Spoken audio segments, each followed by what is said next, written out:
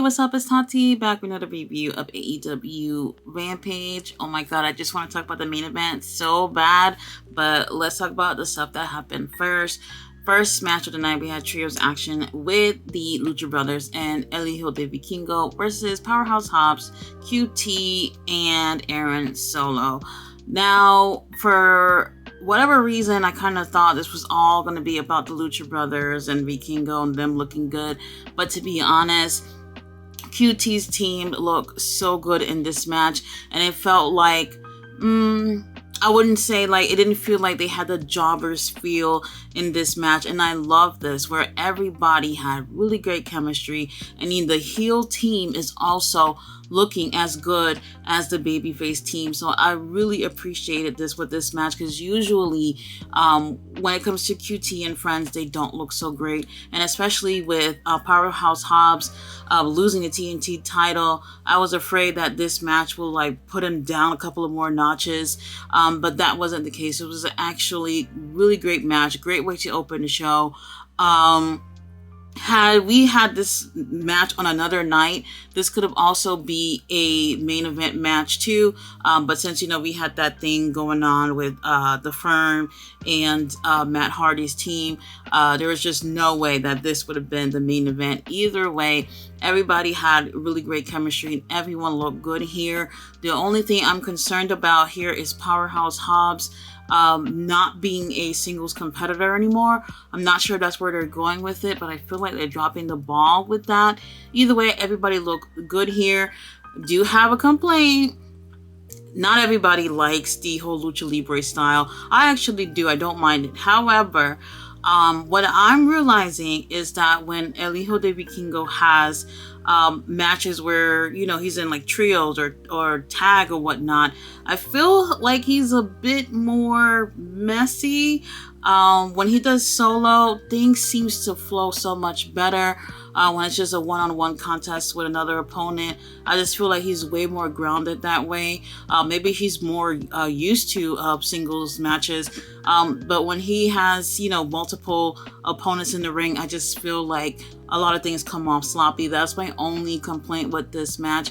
Really great way to open the show. I really hope Hobbs is not going to be stuck in trios or tags matches. He really needs to get back into that TNT title scene, because, there's no reason why he should be going backwards rather than forward. So after the Lucha Brothers and El Hijo de Vikingo get the win, we do have a clip from Wednesday for after Dynamite, where MJF is backstage and he's raising hell. He's so upset that now he's not going to just face just Sammy. He's also going to be facing Darby and Jungle Boy. I'm pretty sure this is just the way they were going to go with it. I like that they added a little drama into the storyline. So I am looking forward to see what happened. But like I said, MJF definitely is going to end up retaining. Now, right after that, we have Chris Jericho backstage. He asks to be interviewed. So Lexi is knocking on his door. He comes to the door and he's saying that since he was attacked by Adam Cole, he cannot do commentary. He usually do commentary for Rampage, and that the attack was unprovoked, so he didn't do a damn thing for him to get attacked. Maybe not that night, but obviously the night before, he did sure do a lot to not just Adam, but to Britt as well. So in my opinion, it was provoked. And now he's saying he's making sure that from now on, that he and Adam can't be in the same building, and he's working on it. So I'm really interested to see like what they mean by that. So if Chris Jericho is there, then Adam has to stay home. I don't know. But I am sure we're going to see these two go at it at Double or Nothing. I'm sure they'll be announcing that real soon. Next, we had Jade Cargill versus Gia Scott. There's nothing to talk about with this. It was literally less than a minute, and she ends up retaining. She's 57-0. Now, JR does say something really interesting. He said this was her 24th match in under 5 minutes. For a second, I kind of got confused and thought they're saying 24 of her matches combined was under 5 minutes. And for a second, I probably could have believed that, because some of these matches has literally been like 2-3 moves and it's just absolutely done. Almost none of her matches are memorable. If anything, I remember some of the cosplay that she's done with some of her matches, and that's pretty much it. To be honest, I feel like Tony, whoever it is that's working with Jade, does not realize that going about things this way with her streak is just, it doesn't do her any service for her matches to be this quick. There's no way that she can have a streak for this long, and all her matches are so fast and so unforgettable. Please, somebody, without even looking up her matches, tell me 5 of her matches that was more than 5 minutes. You probably wouldn't be able to answer that. Honestly, I just feel like, take the title off of her. I really do like her, but I think it would bring much more prestige to the title and the women's division if someone else was holding this title. I just don't like what they're doing with her. Next, we had Mark Briscoe versus Preston Vance. At first, I was kind of worried that this would be a squash match. This is something neither of these guys would need. Yesterday with ROH, Preston Vance was in a squash match, which I feel like didn't do anything for him, but he did end up picking up the win. This time, we had him going against Mark Briscoe, and I felt like they were really great opponents for each other.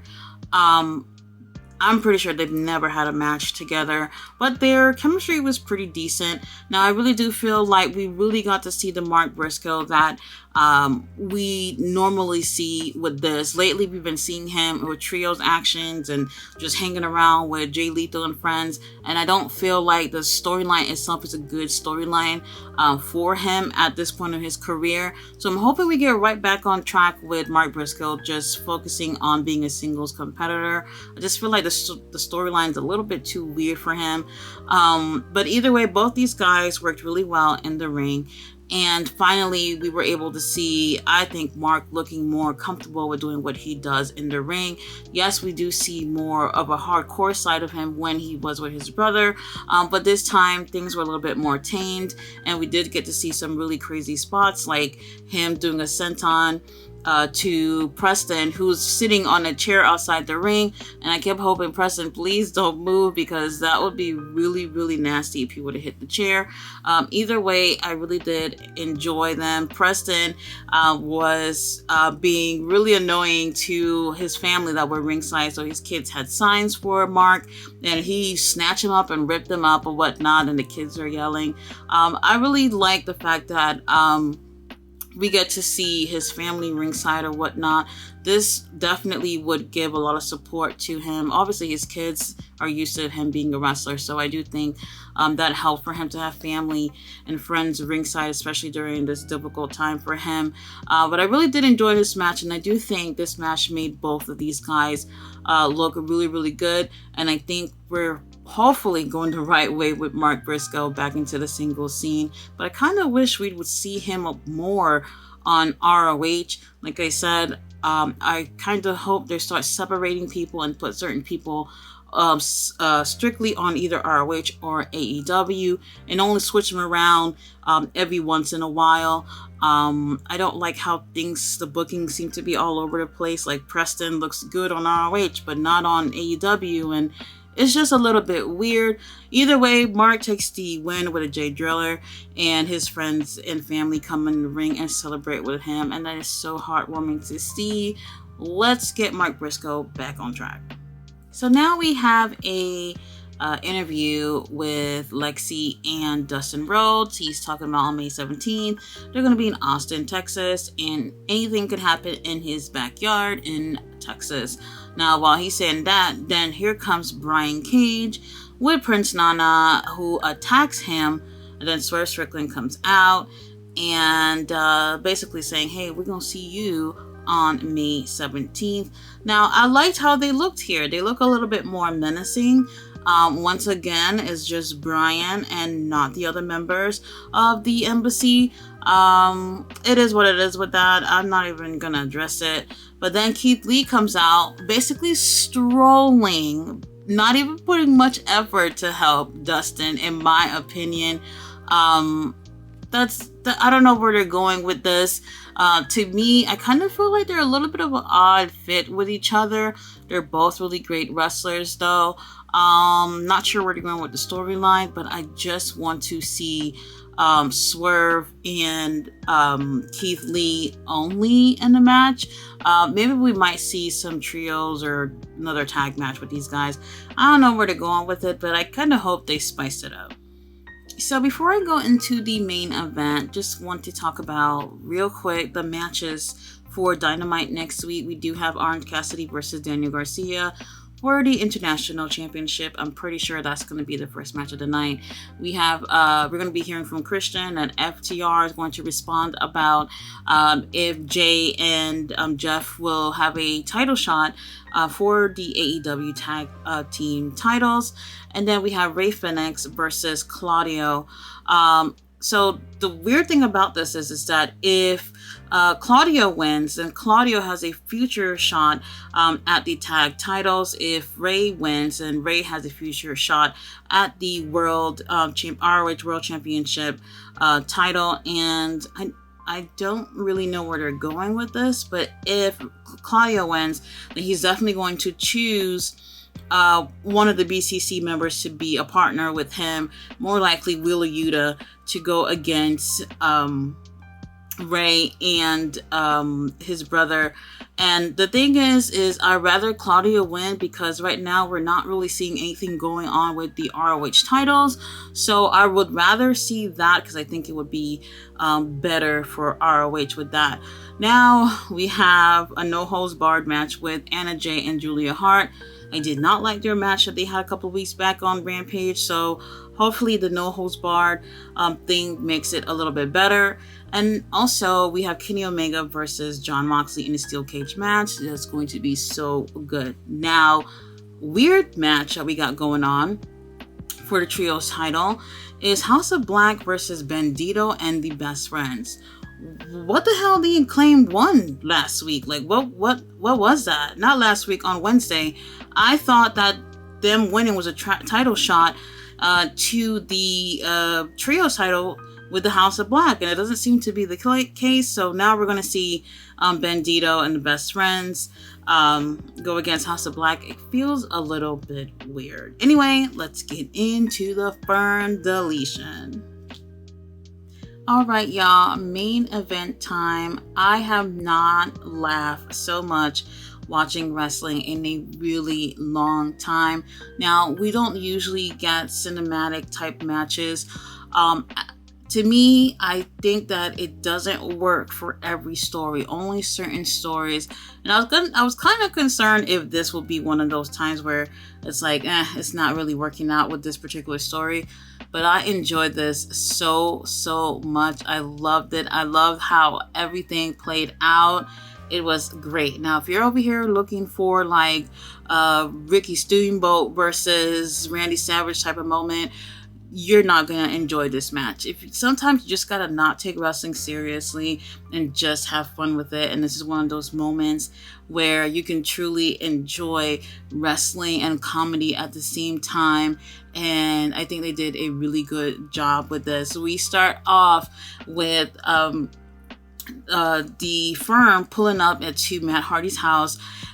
They get out, and Ethan got a bat and he's destroying Matt's mailbox. Then the Vanguard one comes out, which is Matt's drone. He has a pre-recorded message for them, and then out of the blue, it went from like 5:30 p.m. to like 9 p.m. So it got dark in like 2 seconds, which was intentional because they're supposed to like go into the future a little bit or whatnot. I don't know, something like that. So now we have the match getting started at the Hardy compound. One of the things I was surprised about was Caprice Coleman was actually one of the 3 referees during this match. We also had Isaiah Cassidy, which I wasn't sure was going to be there because he got chokeslammed to hell the other day. And also I wasn't sure what Stolt Lee's role would be in this match, but I'm telling you, he made this match so much fun and so enjoyable. I'm so glad he was part of this. Now, they started off with Matt Hardy's team. They're shooting some type of firecracker thing at the firm. And once they stopped with that, all 8 of these guys start walking up to each other, ready to scrap. And we got Stokely, who's hyping them up as they get closer and closer. And when they're like this close, Stokely's like, oh, hell no, I'm out of here. So he leaves his team. So they're down 1 man, and the rest of the 7 of them are just going at it. Now, for the first quarter of the match, we do have them literally outside, getting into it with everybody. So we had some time with Jeff and Big Bill, and then we had some time with Ethan and Matt, and then Lee with Hook. There was a part of this match where when Hook was getting his fireworks together or whatever, dude had a big bag of Doritos right next to him on the ground, and I just thought that was so funny, because every time we see Hook, he always got like a bag of chips with him, and I'm like, bro, this is not the time to be eating chips. But either way, we got to see a portion of the match where they're going one-on-one with each other, and some of these spots, like taking a suplex outside on the ground, that gotta hurt. I would have preferred to take that in the ring. I like the energy that we had. At times I thought, maybe it's a little dark. Maybe if they started the match earlier on in the day, that it would have been better. But since they weren't outside the whole time, I can say here that they moved the match around, so it wasn't so hard on the eyes with watching the match going on outside. So at times during the match, we do have commentary, mostly from Excalibur, and sometimes I felt like we can do without it because the commentary wasn't consistent. It was like every few moments or so it was like, we probably don't need the commentary, since it didn't feel to flow throughout the entire match. We did have Stokely. He's walking outside and he's having flashbacks of people laughing at him backstage or whatnot, and then like there's a car coming towards him, and it turns out to be Matt's sons having those little play cars, and they're coming at him at like literally 1 mile per hour, and Stokely is screaming like a little girl or whatever, and it's just so funny. Like, I know it sounds silly, but like I said, don't take it seriously and you'll have fun with this. Now, for the first time, we had Ethan and Matt actually take it to Matt's training ring that he has at his home. So I was really happy about that, because the whole thing with them being outside and it being dark, I felt like if they had that only going on throughout the whole match, that would have taken away from the feel of the match. So at least they were able to work in the ring for some time. Then we had Hook and Lee going at it again in the ring, and then we also had Ethan and Matt. Now, it was so funny, while Lee and Hook was in the ring, Stokely gets in the ring, grabs Hook from behind, and he calls out German, like he's about to hit a German suplex. Bro can't lift up Hook, and Hook looks at him like, bro, are you out of your fucking mind? Like, what the hell? And Stokely looks like he is regretting that. And Lee Moriarty obviously comes out of the blue and attacks Hook, so that helps Stokely not get hurt. I'm telling you, man, Stokely being in this match really, really made it fun. So since Lee Moriarty helps Stokely not get his ass whooped by Hook, Stokely makes his way into the Hardy home theater, and he has a Gatorade in his hand, and he's hoping they have Coming to America because he would really like to see that movie. And all of a sudden it gets dark, and then we have Rebe. You can hear her voice in the background, and she's talking about introducing Gothic Baby, which is Matt Hardy's youngest child, which is his only daughter, and she's just staring at Stokely, and Stokely, he's basically getting up and he's like probably gonna fight her or whatnot, and then Rebe comes into the room like a mama bear protecting her child, and she's speaking in Spanish, basically saying like, what are you doing inside the house? And he responds, what you said about my mama? And that just made me fall out laughing, because I thought that despite him being dramatic, like, it's like, come on, you know she's not talking about your mom. He gets tased after that. He falls down onto the couch, and then all of Matt kids end up attacking him, and he shouts out that Tony Khan will pay for his crimes. Now we're back outside, and the Firm has the upper hand on Matt Hardy's team. He actually has all three of them, which is Jeff, Matt, and Hook on top of each other, while Ethan Page has a can of gasoline and he's pouring it on them. Big Bill pulls out a lighter and he's like, oh, I'm about to set them on fire. And then out of the blue, we hear a moan. And then we hear several more. And when I say this is the most dramatic moans I've ever heard in my life, like not even women moan like this. And I was just like, what the hell? Where's that coming from? So right where everybody was at, there was like, I don't know, maybe a barn or a little building. And Isaiah is standing on top of there. And he lunges all the way down onto everyone, onto the ground. And first of all, the moaning thing had already had me like at what the fuck. But Isaiah had a whole new outfit, okay? He wasn't Isaiah Cassidy anymore. He was Brother Zay. And basically looking really, really like Matt and Jeff. And I just thought it was so insane. And then Matt Hardy goes, I knew you'd come. And then he goes, oh, I always do. But obviously this is a sexual innuendo. So once he said that, I just like, what the hell? Like, if I could have paused it just so I could freaking laugh. Like, it was just so much going on. It's silly, but it was so funny at the same time. And you know what? I didn't know if I was going to enjoy this, but I certainly enjoyed it. So now we're back at the ring, and we have Stoltz. He's getting his ass whooped by Matt's wife, and also his son Maxwell, who does a swanton onto Stoltz. And you can tell, like, Matt's kids, they are going to be wrestlers. If they don't, like, that will really, really surprise me. He seems to know exactly what he's doing, and they're definitely being trained by the best. Now, Maxwell, he's getting so into it, and he's like, delete. And then Riri grabs him and be like, hey, it's time for bed. And they leave or whatnot. And that part was so funny. But then the match continues outside for a little bit. And then we have all of Matt's team come in with only Ethan, and they're taking turns whipping his ass in the ring, and Matt Hardy gets the win for his team. And I like that they ended it that way, because out of everyone, Ethan was really the aggressor in this whole team. Now, you can say the same thing about Stoltz in this storyline, but I think it was really Ethan who was getting under everyone's skin with this whole storyline. So I like that it was just him and his four opponents in the ring, and they ended up getting karma on him.